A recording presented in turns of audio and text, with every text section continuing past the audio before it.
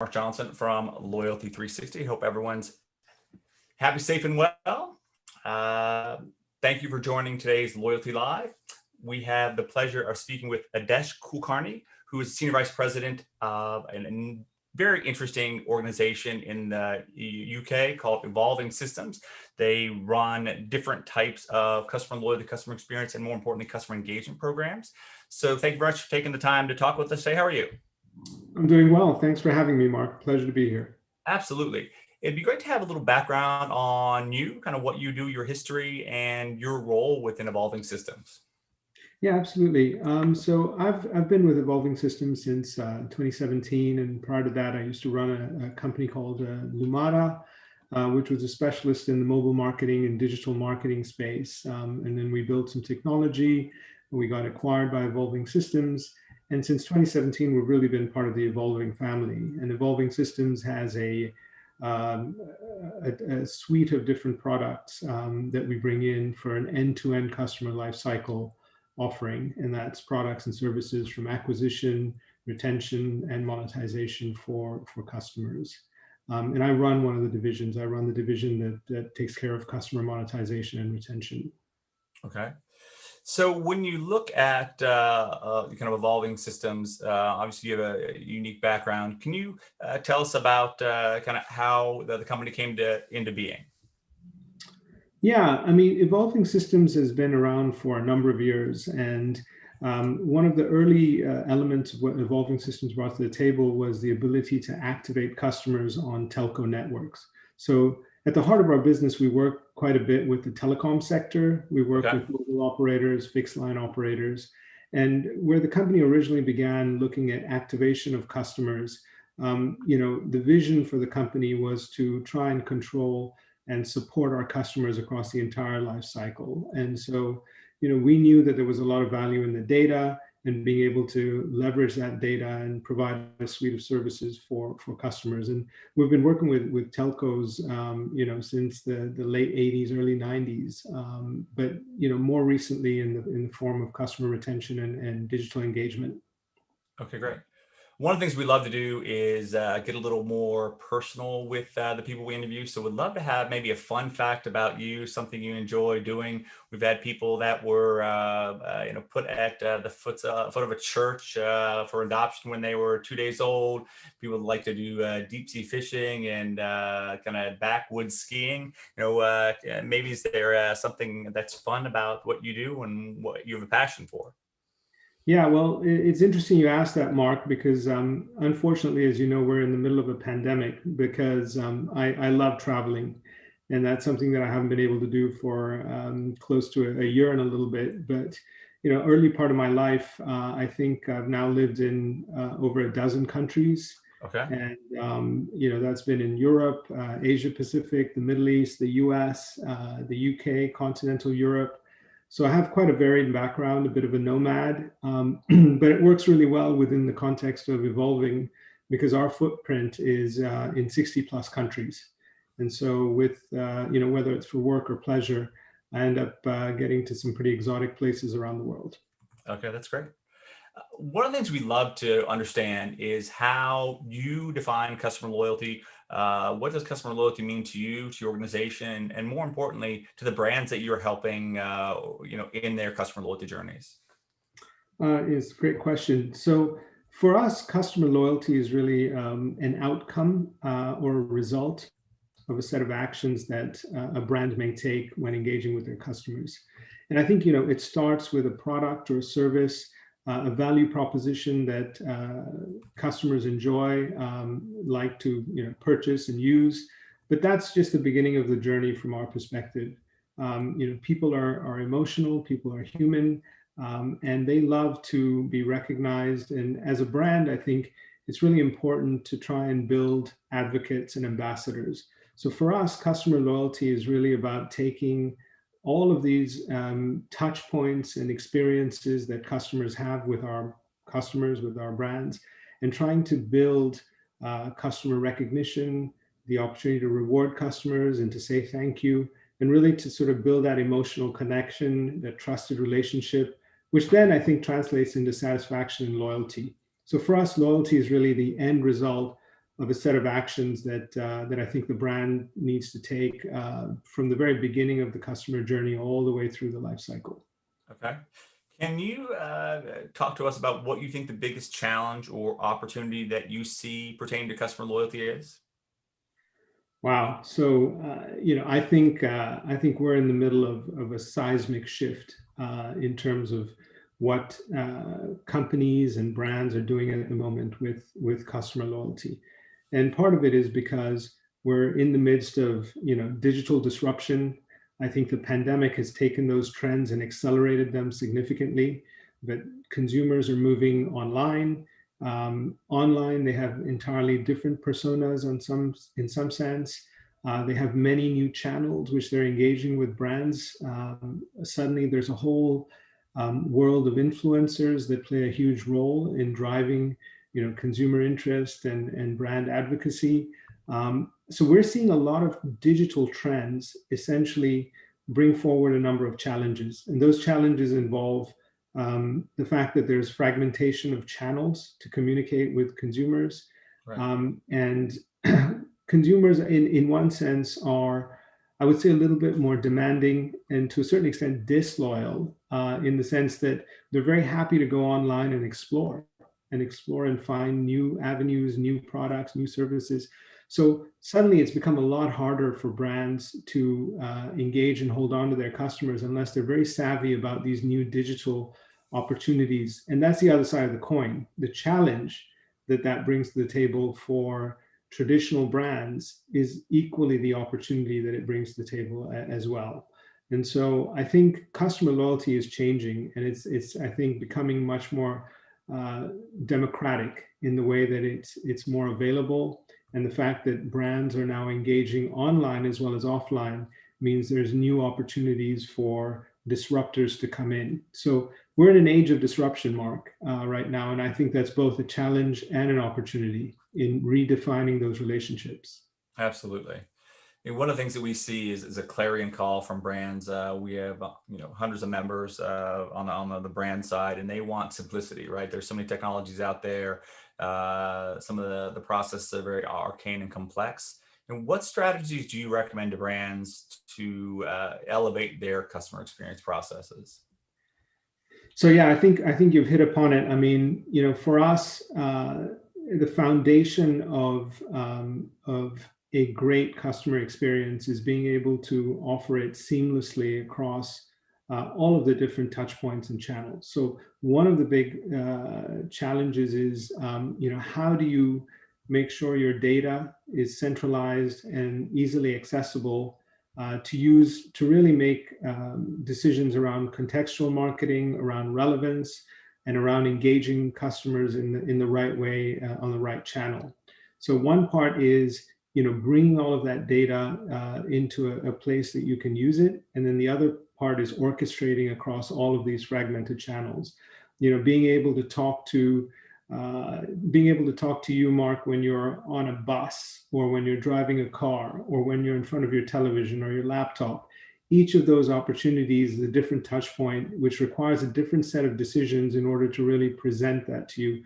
So brands who are starting to think about this really need to think about capabilities that enable them to bring in the data from silos and then use that to orchestrate across many channels, I think. One of the things you mentioned is being able to engage customers across channel, whether I'm on a bus or in a store or wherever I may be and whatever channel I may be kind of active in at the time. How does engaging members via kind of an assortment of channels improve the customer experience and increase the customer lifetime value and deepen loyalty? Do you have any examples of how that works?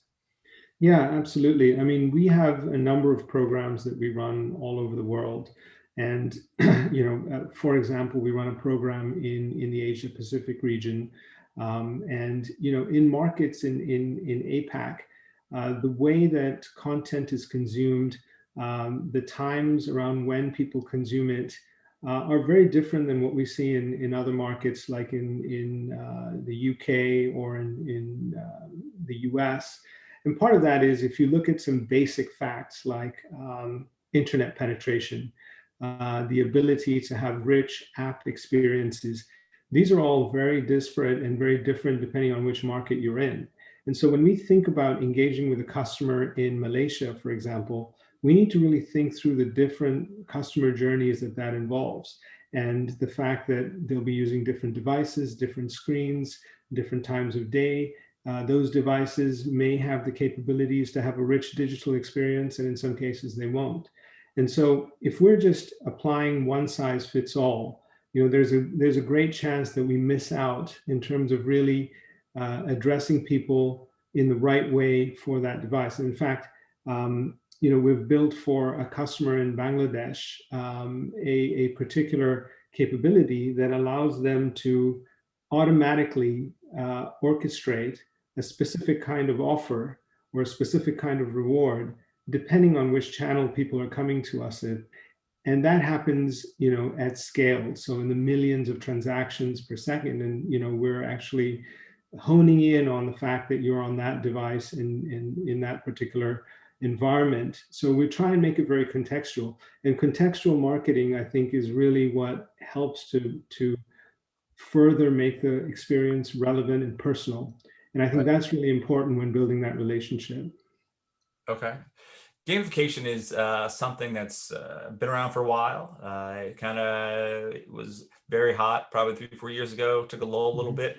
And now definitely seen a resurgence, reinvigoration of the topic of the idea, especially with the constraints we have around data, the infighting between Facebook and Apple and the Google, and the kind of issues they may have with cookies and true measurement in kind of that MarTech space. Gamification has definitely taken a big step back. When you look at gamification, what does gamification mean to you, and how do you recommend brands execute on a gamification strategy that can cultivate more engagement with their customers? Yeah, it's great question, Mark. I think gamification is a very broad church, right? And so on one level, we think of gamification in terms of leveling up and badges and progression and tiers. And we've all been on a diet in the world of apps. So everybody suddenly is experiencing gamification. They know it, they understand it. And when I speak about our industry within the telco industry where we primarily operate, gamification has been extremely useful because we've been able to really inject freshness, inject what we call extrinsic and intrinsic motivation. The joy of competing, seeing yourself progress, the satisfaction of achieving something, or just the excitement of being surprised. All of those things fall under our broad definition of gamification, as well as the very specific casual gameplay that we will also insert. Now, the thing is, to make it work, gamification has to be built hand in hand with the customer journey, right? So we take a customer journey and we build it out for a particular kind of customer. And then we look at the opportunities where we might lose them, where we might see a drop in the level of engagement. And we try and build gamification mechanics into that part of the journey so that we keep it fresh and we keep the engagement levels high. So for us, gamification is really a toolkit and an overlay that gets on top of the customer journey that we're building, the customer experience that we're designing. And it becomes a very powerful toolkit if used in the right way. Okay.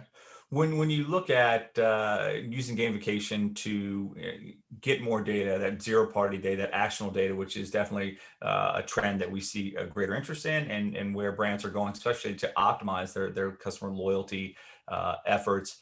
Gamification is a key component of the marketing mix. How important is it for brands to garner this zero-party data in a way that not only can be advantageous from a marketing perspective, but also can garner a positive connection with the customer? Yeah, look, I mean, I think you mentioned Facebook and what's happening with some of the other cookie-based approaches that have been there in the past. I think zero-party data clears a lot of that up. There's a very clear value exchange between yourselves, the brands, and the consumers. And through that value exchange, consumers are happy to provide that data in return for something. So I think gamification offers a great mechanic to collect the data in a very specific, open way, as part of what I mentioned earlier. It's a trusted relationship. That trusted relationship with a brand, I think, is one of the most important things that needs to be nurtured. And especially when we again talk about our core customer base, which is telecoms operators, they play a unique role in the digital ecosystem. There's a trusted relationship between you and your telecoms operator. They've got your billing relationship, they've got your browsing data, they've got your call data. So there's a ton of information that is already being shared, but then using gamification and other mechanics that we have, explicitly getting that information from our customers and our members, I think is playing a more and more important role, because then at least the relationship remains trusted and safe. And I think that's the most important thing for our customers to retain. Okay. What are some of the main challenges you see when you're advising customers, telecom space and others, around gamification strategy? And what advice would you give to brands to help them overcome any roadblocks that you may have seen traditionally with getting a kind of effective gamification and zero-party data process in place? Yeah, so I think we always have to advise our customers to make sure that the customer experience remains at top of mind, because the reality is certain segments, certain people are not going to engage no matter what, and so a gamification mechanic may not be appropriate there.